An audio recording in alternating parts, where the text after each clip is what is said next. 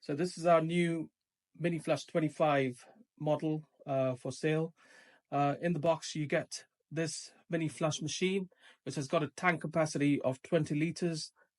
You got the on-off switch in the back, and the machine comes with 2 hose pipes standard, and you do get a litre bottle of the Euroliquid 1000, which is the best descaler desludger for power flushing and cleaning.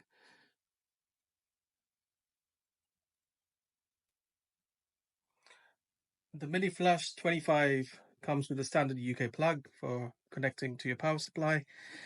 You do get 2 valves and 3 different connections.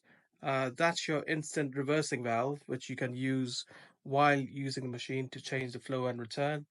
This could be your flow or return, and this could be your flow and return connected to your hose pipes.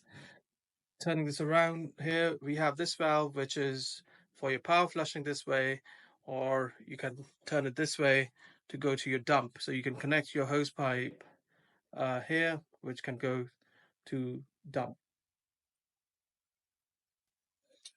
So we've connected our pipes. This is a setup just to show you the reversing process, how the reverse valve works. We've connected a loop pipe.